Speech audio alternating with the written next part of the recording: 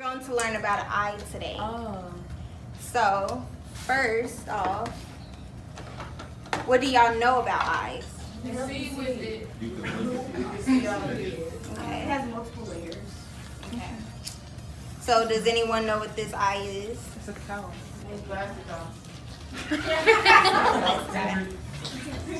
It's a cow's eye. It's a what? It's a cow's eye. You want to see? Yeah. No. Wait. Oh!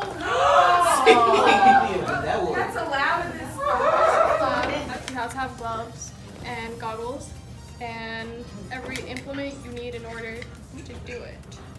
Without it, you cannot do any type of dissection or any type of lab. You have to have closed-toe shoes and nothing exposing any type of body part. And you can't cut that far in the eyeball because it has humor in it and it will come out like What's humor? oozing. It's It's like the jelly part inside of your eyeball.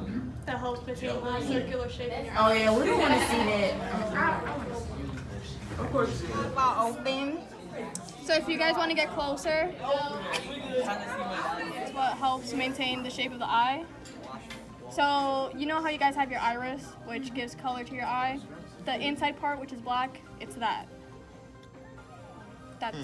That's what it is. This helps maintain the shape of your eye. So if you take this out, this is the lens of the eye. Take out the lens, and it feels like a marble. It's pretty gross. What I can't do. Yeah. And then this right here. So you know how your pupils dilate?